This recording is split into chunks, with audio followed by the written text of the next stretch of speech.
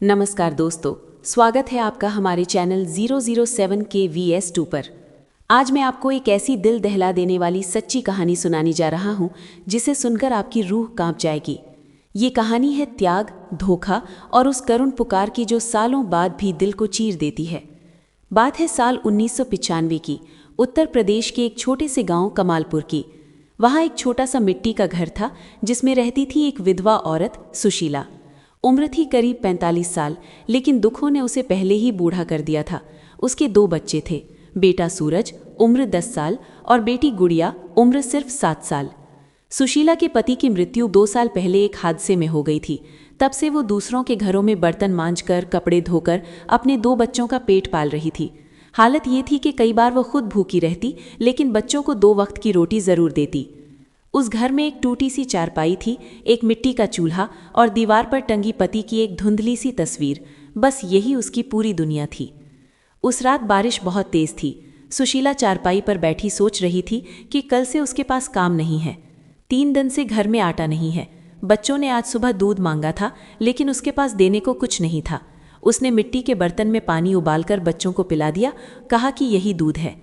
अचानक दरवाजे पर दस्तक हुई। सुशीला ने देखा, बाहर एक आदमी खड़ा था। गांव का ही था, नाम था सुंदरलाल। कपड़े महंगे पहने थे, शहर में कोई ठेकेदारी का काम करता था। सुंदरलाल ने कहा, भाभी जरा दरवाज़ा खोलो, बात करनी है। सुशीला ने दरवाज़ा खोला। सुंदरलाल अंदर आया और चारों तरफ देखा। घर की हालत देखकर उसके चेहरे पर एक अजीब सी मुस्कान आई। भाभी, तुम्हारी हालत बहुत खराब है, बच्चे भूखे मर रहे हैं, सुंदरलाल ने कहा।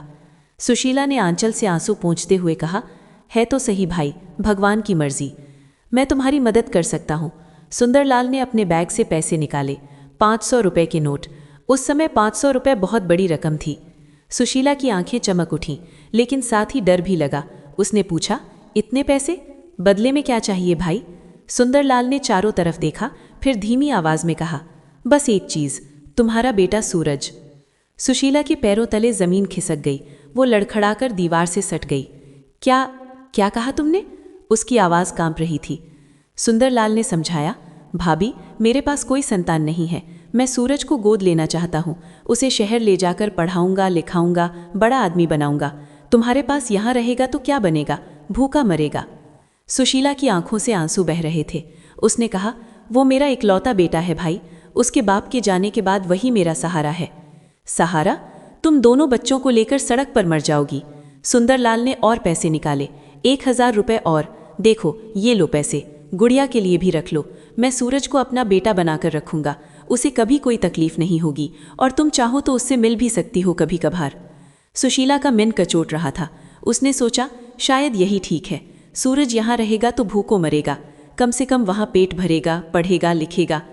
उस रात सुशीला ने वो फैसला किया जो किसी माँ के लिए सबसे मुश्किल होता है। उसने अपना बेटा बेच दिया। हाँ दोस्तों, उसने बेच दिया। पैसे लिए और सुंदरलाल को सूरज को ले जाने की इजाज़त दे दी। सुबह जब सूरज उठा तो उसने देखा माँ रो रही है। उसने मासूमियत से पूछा, माँ क्यों रो रही हो? सुशीला ने उसे गले लगाया और कहा, बेटा तू आज से अपने चाचा के साथ शहर जाएगा, वहाँ तू पढ़ेगा, लिखेगा, बड़ा आदमी बनेगा। सूरज समझ नहीं पाया, लेकिन माँ मैं तो तुम्हारे साथ रहूँगा, मुझे शहर नहीं जाना। लेकिन सुशीला ने उसे समझाया, बेटा माँ तेरे लिए यही अच्छा समझती है, जा बेटा, माँ की दुआएं तेरे साथ हैं। सूरज को उसके कुछ कपड़े और एक पुरानी तस्वीर देकर सुंदरलाल के हवाले कर दिया गया। जैसे ही सूरज उसे लेकर गांव से बाहर निकला, सूरज पीछे मुड़कर देखता रहा।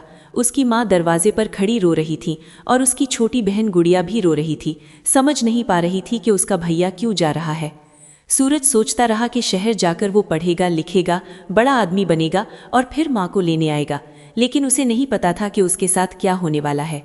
सुंदरलाल उसे लेकर लखनऊ पहुंचा। वहां एक बड़ी सी कोठी थी, लेकिन यहाँ उसे बेटे की तरह नहीं बल्कि नौकर की तरह रखा गया। सुंदरलाल ने उसे बताया भी नहीं कि वो उसका बेटा नहीं है बल्कि एक नौकर है। सूरज को सबसे पहले कुत्तों को खाना डालने का काम दिया गया, फिर बर्तन धोने का, फिर बगीचे में पानी देने का। उसे स्कूल भेजने की बात तो दूर, उसे अक्षर ज्ञान तक नहीं दिया गया। वो रोज रात को सोते समय माँ को याद करता। उसे वो रात याद आती जब माँ उसे गोद में लेकर कहानियाँ सुनाती थी। उसे याद आता वो दिन जब माँ उसके लिए चूल्हे पर रोटी सेकती थी।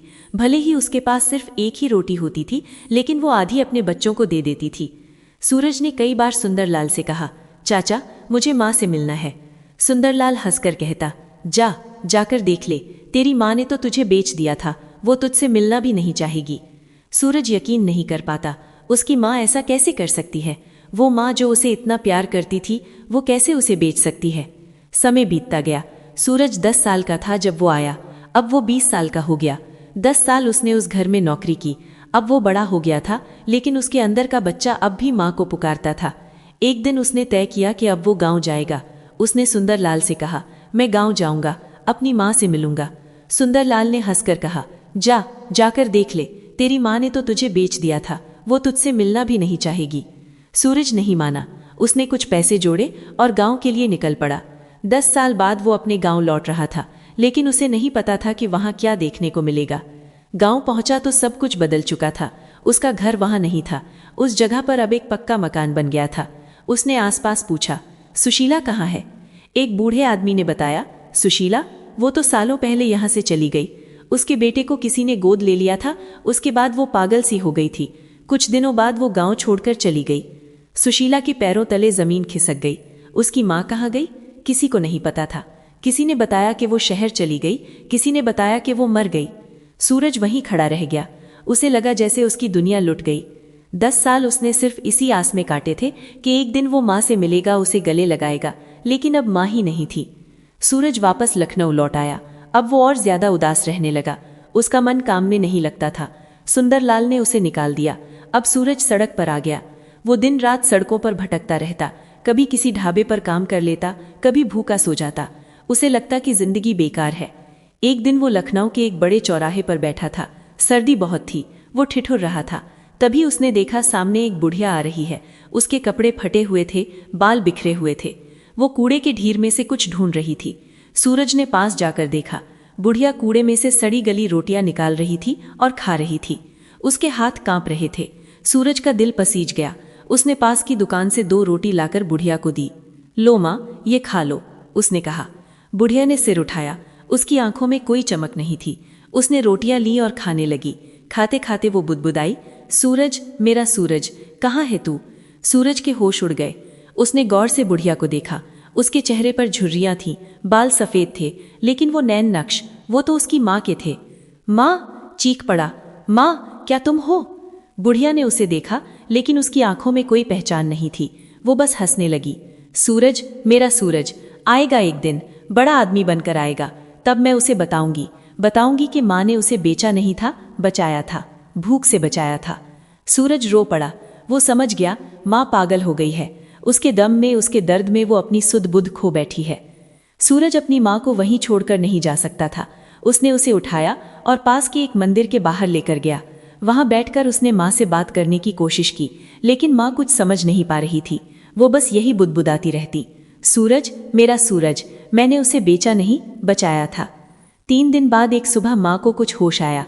उसने सूरज को गौर से देखा और पहचान लिया। सूरज, बेटा, तू आ गया? उसकी आंखों से आंसू बहने लगे। हाँ माँ, मैं आ गया। सूरज ने उसे गले लगा लिया। माँ ने उसके सिर पर हाथ फेरा। उसके हाथ बहुत कमजोर थे। उसने कहा, बेटा, मुझे माफ कर दे, मैंने तुझे बेच दिया था। माँ, तुमने ऐसा क्यों किया? सूरज ने पूछा। माँ ने गहरी सांस ली। उसने अपनी कमीज की जेब से एक काला कार्ड निकाला। वो बहुत पुराना था, मैला कुचैला, लेकिन उसे संभाल कर रखा गया था। बेटा, इसे पढ़ो। माँ ने वो कार्ड उसे दिया। सूरज ने पढ़ा, रक्तदान कार्ड, नाम सूरज, रक्त समूह ओ नेगेटिव, दिनांक 15 अगस्त 1995। सूरज कुछ समझ नहीं पाया।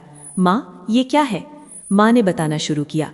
बेटा, जिस रात सुंदरलाल आया था, उसने मुझे सच नहीं बताया था। असल में वो तुझे गोद लेने नहीं आया था। उसे तेरे खून की जरूरत थी। उसकी बेटी बीमार थी, उसे ओ नेगेटिव खून चाहिए था। वो तुझे खून का दान करने के लिए ले जा रहा था, लेकिन उसने मुझसे कहा कि वो तुझे गोद लेगा। सूरज चौंक गया। तो मैं सिर्फ खून देने गया था? हाँ बेटा, मुझे पता चला तो बहुत देर हो चुकी थी। मैं तुझे लेने गई, लेकिन सुंदरलाल ने मुझे धमका दिया। कहा कि पुलिस में रिपोर्ट कर देगा कि मैंने बच्चा बेचा है। मैं डर गई। फिर उसने कहा कि वो तुझे पढ़ाएगा, लिखाएगा, बड़ा आदमी बनाएगा। मैंने सोचा शायद यही ठीक है। लेकिन माँ, तुमने तो मुझे नौकर रख लिया, सूरज ने रोते हुए कहा। आंखें बंद कर ली। मुझे पता है बेटा, बहुत बाद में पता चला। तब तक बहुत देर हो चुकी थी। मैं तुझे ढूंढती रही लेकिन कहीं नहीं मिला। फिर मैं पागल सी हो गई, यही सोचकर कि एक दिन तू जरूर आएगा। सूरज ने माँ से पूछा, और गुड़िया, मेरी बहन कहाँ है? माँ ने आंखें खोली, इनमें और भी गहरा दर्द था। गुड़िया, वो भी नहीं रही बेटा। क्या? सूरज चीख पड़ा। माँ ने बताया, तू जाने के बाद गुड़िया बहुत बीमार रहने लगी। उसे बुखार आता, खांसी होती, पैसे नहीं थे इलाज के लिए। एक दिन वो चली गई, मेरे सामने ही दम तोड़ दी। मैं कुछ नहीं कर सकी, उसे दवा तक नहीं दिला सकी। सूरज को ऐसा लगा जैसे उसके सिर पर पहाड़ टूट पड़ा है। उसकी छोटी सी बहन, जिसे वो कंधे पर बैठाकर घुमाया करता था, जिसके लिए वो जंगल से फूल तोड़कर लाया करता था, वो अब नहीं थी। वो कैसे मर गई माँ? तुमने उसे बचाया क्यों नहीं? सूरज गुस्से में चिल्लाया। माँ की आंखों से आंसू बह रहे थे।